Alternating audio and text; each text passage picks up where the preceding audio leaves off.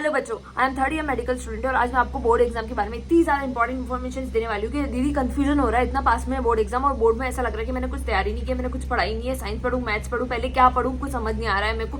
मैं सोशल पढ़ना चाह रहा हूँ तो सोशल पढ़ नहीं पा रहा हूँ। मैं पूरे अगर रिविजन करने बैठ रहा हूँ तो पूरे 4 दिन निकल जा रहे हैं, तो मेरे को समझ नहीं आ रहा कि दिन निकल कैसे रहे। ठीक है ना, बहुत सारा डाउट है। अब मैं तुम्हें सबसे इंपॉर्टेंट चीज बताऊंगी कि आज अपन बात करेंगे इस वीडियो में खाली सोशल साइंस के बारे में, और इस वीडियो के एंड तक बने रहना। मैं तुम्हें बताऊंगी कि सोशल साइंस में मेरे 98 मार्क्स कैसे आए थे और सीक्रेट टिप्स बताऊंगी कि उसमें मैंने क्या किस तरीके से लिखा था कि जिस वजह से मेरे 98% बने और 98 मार्क्स आए। ठीक है ना, तो ये चीजें बहुत ज्यादा इंपॉर्टेंट है। मैं तुम्हें बताऊंगी पेपर लिखना कैसे है, पेपर में करना कैसे है, उसके बाद टाइम मैनेजमेंट कैसे करना है, हर चीज। अब है ना, अपने पास दिन कितने बचे हैं उस हिसाब से अपन को किस तरीके से पढ़ना है, पहले कौन सा सब्जेक्ट पढ़ना है, बाद में कौन सा पढ़ना है। अब 10 दिन तक कंटिन्यू मैं तुम्हारे बोर्ड में टॉप करा के रहूंगी। मैं तुम्हें शांति नहीं आने दूंगी। अब रोज है ना तुम्हें इतना ज्यादा मोटिवेशन देने वाली हूँ ना, तो सब्सक्राइब कर लेना मुझे बहुत जल्दी से।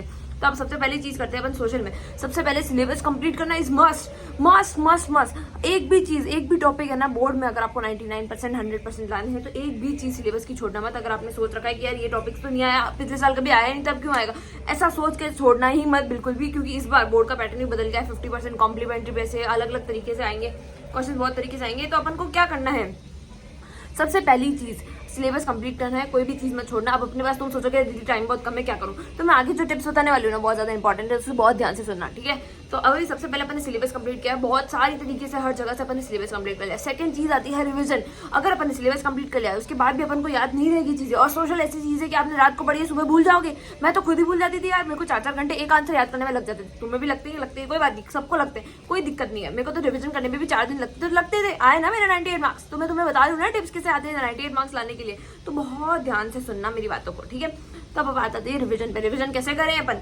1 शॉट वीडियोस देख लो, एनसीईआरटी पढ़ लो, नोट्स पढ़ लो, जो तुम्हारे पास है। मैं तो मोस्ट प्रेफर करती हूँ कि एनसीईआरटी पढ़ो। एनसीईआरटी के पीछे वाले जो क्वेश्चंस दिए होते हैं ना वो भी अपन को करने होते हैं। बहुत बच्चे को सुना है मैंने, वो बोलते हैं कि दीदी मैंने सोशल में तो पीछे एनसीईआरटी वाले क्वेश्चन ही नहीं किए। क्यों नहीं किए, तुम्हारे मेन इंपॉर्टेंट ही क्वेश्चन एनसीईआरटी वाले। तुम्हें सारे एनसीईआरटी के जितने भी क्वेश्चन दे रखे हैं सोशल में, आगे पीछे बीच में सारे करने हैं, उसके अंदर से भी क्वेश्चंस आएंगे ही आएंगे।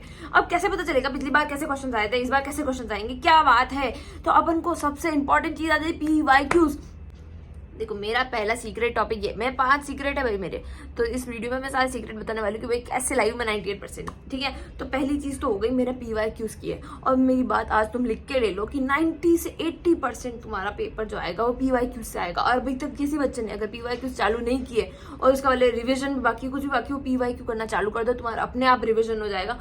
प्लीज प्लीज प्लीज, पीवाईक्यू मतलब होता है प्रीवियस ईयर पेपर। अब तुम बोलोगे कितने साल के करूं, तो मैं 10 साल के तो तुम्हें रिकमेंड कर ही रही हूँ कि पीवाईक्यूज करो। बात आती है एमसीक्यूज कैसे करेंगे अपन, क्योंकि 50% अपना कॉम्प्लीमेंट्री वाइज है और कॉम्पिटेंसी, और उसके बाद में 50% अपना ही है। तो अपन को क्या करना है, एमसीक्यूज की प्रैक्टिस कैसे करें, क्या करें। ठीक है ना, एमसीक्यूज की प्रैक्टिस तब होगी जब तुम चैप्टर को बहुत गौर से अंदर से पढ़ोगे, तो तुम्हारे परफेक्ट हो जाएंगे एमसीक्यूज। उसके बाद में पीवाईक्यूज करोगे तो उसी के अंदर से उठ के आएंगे। बोर्ड वाले इतनी मेहनत नहीं करते हैं, मेरी बात ध्यान से सुन लेना, पीवाईक्यूज करने ही करने हैं। अब बात आती है कि अब सैंपल पेपर्स की बात आती है, तो मैं तुम बहुत अच्छी सी बुक बताती हूँ कि सैंपल पेपर्स करने जरूरी क्यों हो जाता है, वो भी मैं बताती हूँ। ठीक है ना, सैंपल पेपर की ओसवाल की बुक आती है बहुत अच्छे तरीके से, जिस बुक के अंदर अपन को माइंड मैप्स दिए हुए होते हैं, सॉल्यूशंस दिए हुए होते हैं, और मेमोरीज के लिए अलग अलग चीज दी हुई होती है, सैंपल पेपर्स दिए हुए होते हैं। नया जो अपडेटेड वर्जन है उस तरीके से सैंपल पेपर दिए हुए होते हैं, और उसके अंदर पीवाईक्यूज भी इंक्लूडेड हो जाते हैं बुक के अंदर, क्योंकि सैंपल पेपर्स कैसे बनेंगे पीवाईक्यूज से। तो ये ओसवाल की बुक बहुत ज्यादा जरूरी है, डिस्क्रिप्शन में लिंक है, प्लीज वो बुक को बाय करो। अभी तुम्हारे पास बहुत ज्यादा अच्छे चांसेस है उस बुक को बाय करने के और उससे पढ़ने के, क्योंकि मैंने ओसवाल से ही पढ़ाई की है, सबने ओसवाल से पढ़ाई की।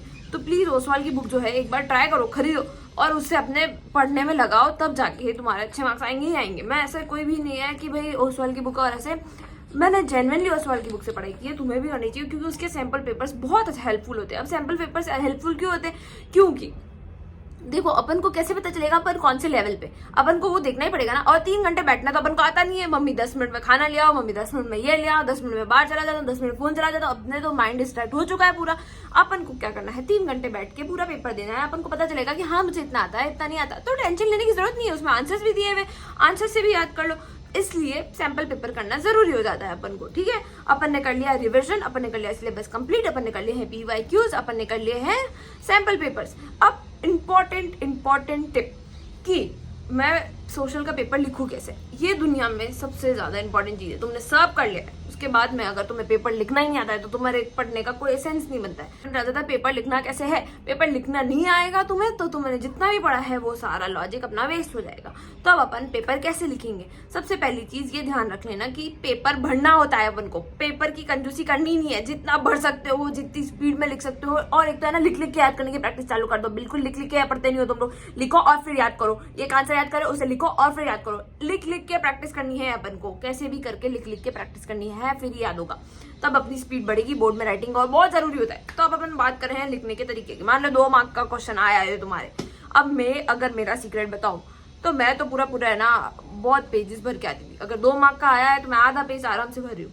भले वो 2 लाइन का आंसर है पर आप भरो, कुछ भरो, उसके अंदर का इन्फॉर्मेशन लिखो, उस चैप्टर के बारे में लिखो, ठीक है ना। अगर 3 मार्क का क्वेश्चन है तो 1 पेज भरो, मतलब उसके अंदर टॉपिक्स की मैं अंदर पॉइंट बनाओ कि point A, point B, point C. अगर वो 3 मार्क का है तो 4 पॉइंट लिख के आओ कि भले 1 पॉइंट गलत हो तो तुम्हारे 3 मार्क मिल जाए तुम्हें आराम से।